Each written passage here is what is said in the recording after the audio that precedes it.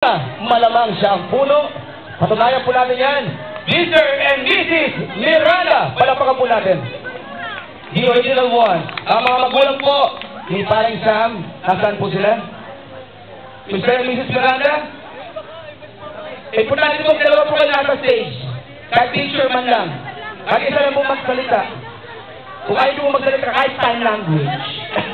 Then, importante po yung photo natin sa album. Mga kaibigan nyo palang kakabukas natin mahina, lakasan po natin. Photo booth na lahat na yan. Please, sandali natin hihinto, yung photo booth. Ay, si Daddy lang nga, huwag na.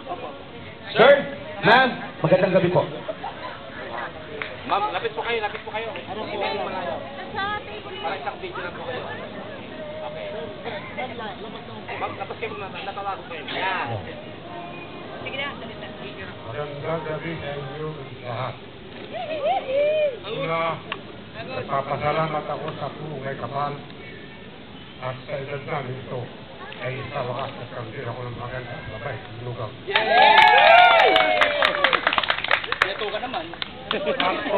At kung naririnig na ako binabati ko yung mga ninong na pogi na katulad ko. At ang mga nilang na maganda, sexy, na katulad ng asawa ko.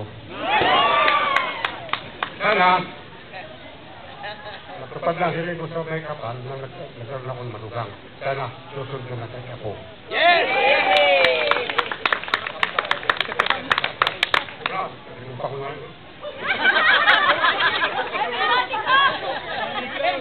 Sige na. Siguro naman, tatagalin ko, walo, siguro siya katao kayong magkalitaan. Siguro naman, ikilala na ninyo ang bawat isa sa inyo. Kaya masasabi ko, kung may problema kayo, daanin niyo muna ng usapan at hindi sa pag-aaway. At sana, masundan pa ito kasi nito.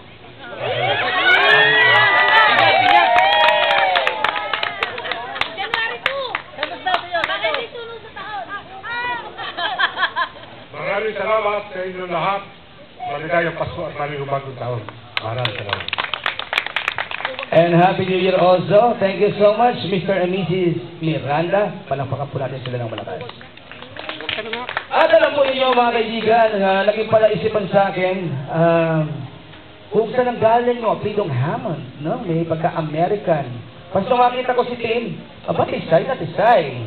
So parang gusto ko na agad makilala ang kanyang mga magulang. Ito na siguro ang tamang pagkakataon. At hinga na rin po natin sila ng pangusap, Mr. and Mrs. Hammond.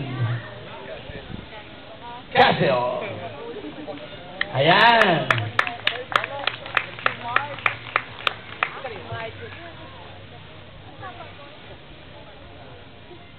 Okay? Ayan si ma'am. Kita niyo naman, no?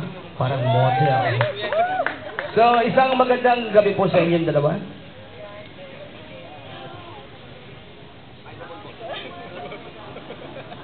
Ayun, Sam. Congratulations. Natupad na rin yung pangarap mo. Makasal na kayo ni Sam. Sana naman, magmahalan kayo. Sama kayo ng maligaya. Yun lang, hindi ko na alam.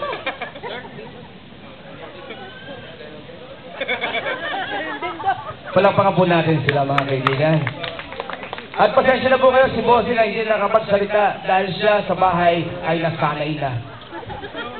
Natahimik. Okay. So, ladies and gentlemen, kung ano magpapaliwanag, ako po ay hindi nagmamaldito o nagsusungit kaya pinapatay ko yung photo booth. Malaman nyo na po ang tunay na dahilan.